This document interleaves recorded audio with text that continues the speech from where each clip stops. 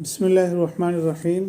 آج کی نشست میں قیاس کی تعریف، قیاس کی حجیت، قیاس کے ارکان، اصل اور فرع، اصل کے حکم اور حکم کی علت پر گفتگو کریں گے۔ سب سے پہلے قیاس کی تعریف۔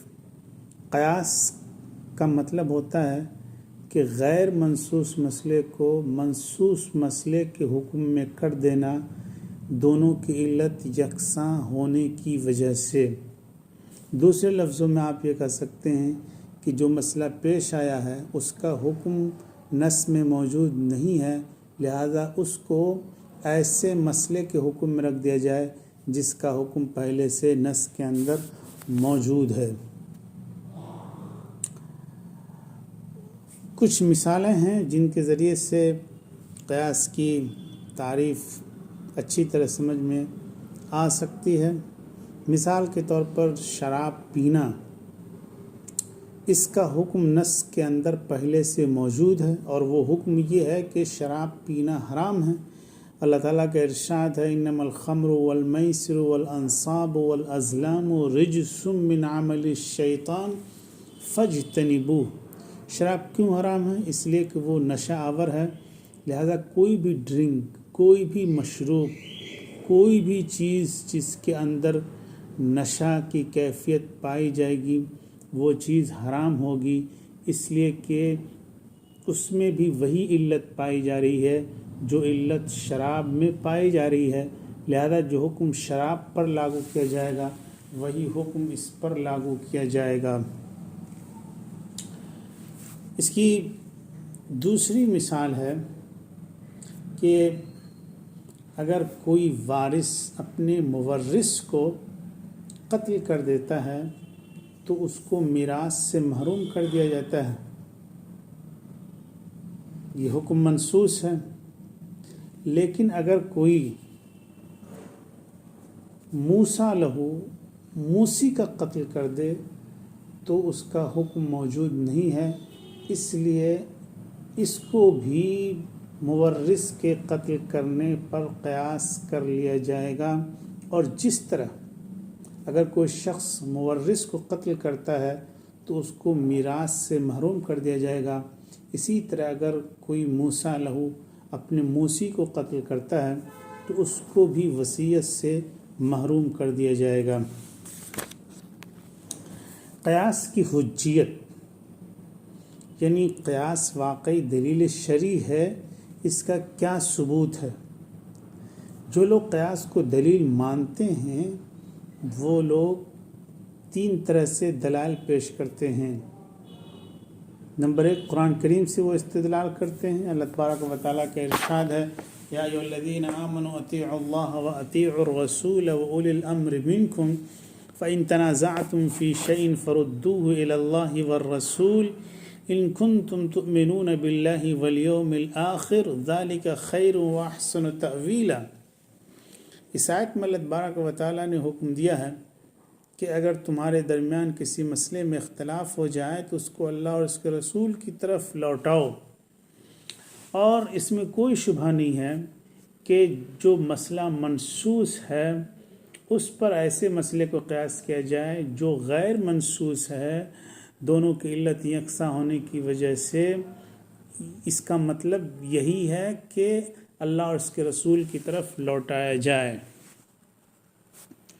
قرآن کریم کی دوسری آیت میں قیاس کا ثبوت ہے۔ اللہ تبارک و تعالیٰ فرماتا ہے هو الذی اخرج الذین کفروا من اہل الکتاب من دیارهم لأول الحشر ما ظننتم ان یخرجوا وظنوا انهم مانعتهم حصونهم من اللہ فأتاهم الله من حيث لم يحتسبوا وقذف في قلوبهم الرعب يخربون بيوتهم بأيديهم وأيدي المؤمنين فاعتبروا يا أولي الأبصار۔ یہاں پر فاعتبروا سے استشہاد ہے اور استدلال ہے۔ یہ قرآن کریم کی آیات ہیں قیاس کے ثبوت میں، قیاس کی حجیت میں۔ جہاں تک سنت کا سوال ہے تو اس سلسلے میں ایک مشہور روایت ہے معاذ بن جبل کی کہ جب حضور اکرم صلی اللہ علیہ وسلم نے ان کو یمن کی طرف گورنر بنا کر کے بھیجنے کا ارادہ کیا تو ان سے پوچھا کہ اگر کوئی مسئلہ آئے تو آپ کیسے حل کرو گے؟ تو انہوں نے کہا میں کتاب اللہ کی روشنی میں فیصلہ کروں گا، اگر اس میں نہیں ملے گا تو میں سنت رسول کی روشنی میں فیصلہ کروں گا، اور اگر سنت رسول میں بھی وہ مسئلہ نہیں ملے گا تو میں اجتہاد کروں گا۔ تو اجتہاد کرنے کا مطلب جو ہے اس میں قیاس بھی شامل ہے۔ دوسری دلیل جو ہے سنت سے قیاس کے ثبوت میں وہ یہ ہے کہ ایک لڑکی حضور کے پاس آئی اور اس نے کہا کہ اللہ کا رسول، میرے والد پر حج فرض ہو گیا ہے لیکن وہ معذور ہیں، ہینڈی کیپ ہیں، حج نہیں کر سکتے ہیں، تو اگر میں ان کی طرف سے حج کروں تو کیا یہ درست ہوگا؟ کیا اس کا ثواب ان کو ملے گا؟ تو حضور نے کہا کہ بتاؤ، اگر تمہارے والد پر قرض ہوتا اور تم ادا کر دیتی تو کیا یہ ان کی طرف سے ادائیگی نہیں ہوتی؟ اس نے کہا ہاں۔ تو کہا کہ اسی طرح حج کا بھی مسئلہ ہے۔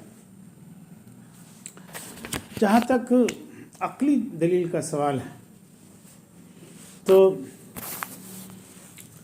اس کی دلیل یہ ہے کہ اللہ تبارک و تعالیٰ نے جو بھی حکم مشروع کیا ہے کسی مصلحت کے تحت، کسی حکمت کے تحت مشروع کیا ہے، لہذا اگر کوئی مسئلہ پیش آتا ہے جس میں نص موجود نہیں ہے لیکن اس کے اندر وہی علت پائی جاتی ہے جو علت اس مسئلے کے اندر پائی جاتی ہے جس کا حکم پہلے سے نص کے اندر موجود ہے، تو مصلحت کا تقاضا یہ ہے کہ ایسی صورت میں غیر منصوص مسئلے پر بھی وہی حکم لاگو کیا جائے جو حکم منصوص مسئلے کے اندر موجود ہے، تاکہ وہ مصلحت مکمل ہو جائے جو شارع کا مقصد ہے۔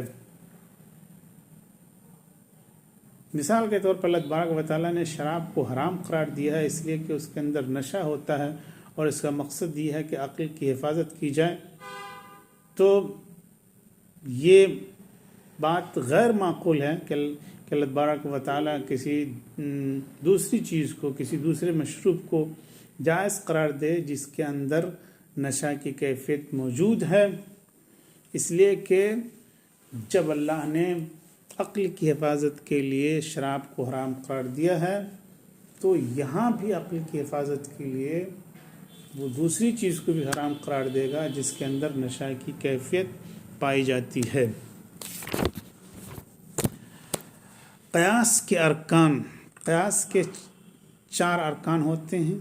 ایک اصل، یعنی وہ مسئلہ جس کا حکم نص کے اندر موجود ہوتا ہے، اس کو مقیس علیہ بھی کہتے ہیں، محمول علیہ بھی کہتے ہیں، مشبہ بھی کہتے ہیں۔ ایک فرع، وہ مسئلہ جس کا حکم نص کے اندر موجود نہیں ہوتا ہے، اس کو مقیس کہتے ہیں، محمول کہتے ہیں، مشبہ کہتے ہیں۔ اور ایک اصل کا حکم، یعنی وہ حکم شرعی جو منصوص ہے، اصل کے اندر موجود ہے۔ اور ایک چیز ہوتی ہے علت، یعنی وہ وصف جس پر اصل کے حکم کی بنیاد رکھی گئی ہے اور جس کے پائے جانے کی بنیاد پر فرع کے اندر بھی وہی حکم لاگو کیا جا رہا ہے جو حکم اصل پر لاگو کیا گیا تھا۔ مثال کے طور پر اللہ تبارک و تعالیٰ نے شراب کو حرام قرار دیا، تو یہ شراب کی حرمت اصل ہے، اور اس کے بارے میں نص کے اندر جو حکم ہے وہ حکم اصل کا حکم ہے۔ وہ حکم کیا ہے؟ فجتنبو۔ کیوں حرام قرار دیا گیا ہے؟ علت کی بنیاد، اس کی بنیاد کیا حرام قرار دینے کی؟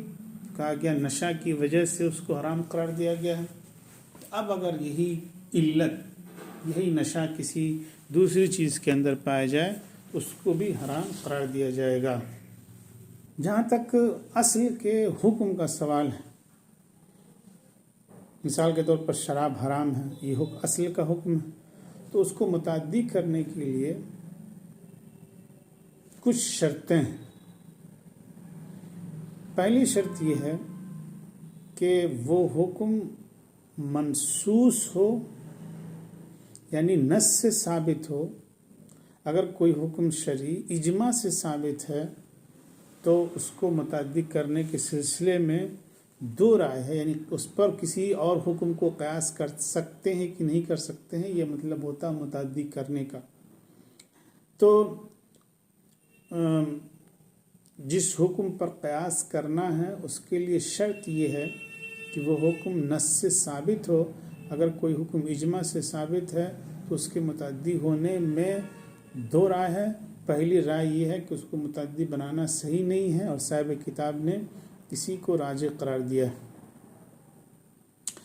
دوسری شرط یہ ہے کہ اصل کا حکم ایسا ہو جس کا احساس عقل کے ذریعے کیا جا سکتا ہو، یعنی اس کی جو وجہ ہے اس وجہ کو، اس کی علت کو، اس کے سبب کو ہم عقل کے ذریعے سے سمجھ سکتے ہوں، تب جا کے اس پر ہم قیاس کریں گے۔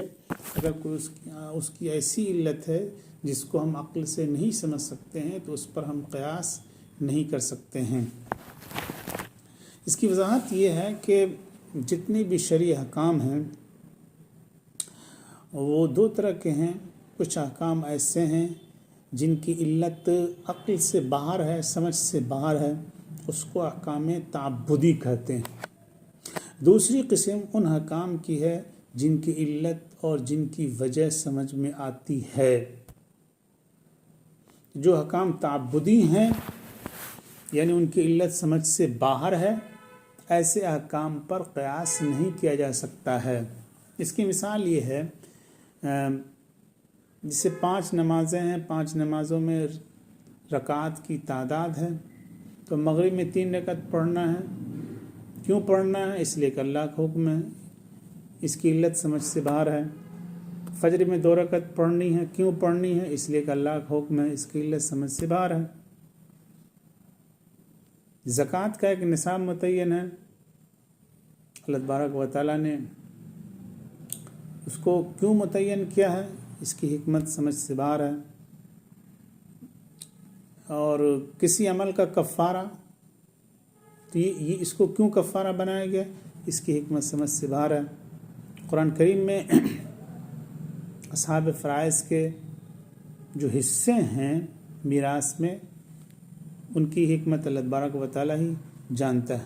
تو یہ احکام جو ہیں یہ احکام تعبدی کہلاتے ہیں۔ دوسری قسم ان احکام کی ہے جن کی علت کو عقل انسانی کے ذریعے سمجھا جا سکتا ہے۔ اس کی مثال ہے جیسے شراب کا حرام ہونا۔ تیسری شرط یہ ہے کہ اصل کا حکم ایسا ہو جو مخصوص نہ ہو۔ اگر اصل کا حکم مخصوص ہے تو اس پر مزید قیاس نہیں کیا جائے گا۔ مثال کے طور پر حضور اکرم صلی اللہ علیہ وسلم کے نکاح میں بیک وقت 9 بیویاں تھیں، تو یہ حضور کی خصوصیت تھی، یہ حضور کے ساتھ خاص تھا، اس پر کسی امتی کو قیاس نہیں کیا جا سکتا ہے۔ اس لیے امتی کے لیے 4 سے زیادہ کی گنجائش نہیں ہے۔ حضور اکرم صلی اللہ علیہ وسلم نے ایک شخص کی گواہی پر فیصلہ کیا، خزیمہ بن ثابت کی گواہی پر، حالانکہ شریعت کے اصول ہے کم سے کم 2 گواہ ہونے چاہیے۔ یہ حضور کی تخصیص تھی، اس پر کسی اور کو قیاس نہیں کیا جائے گا۔ اور چوتھی شرط یہ ہے کہ قیاس کی علت ہونی چاہیے،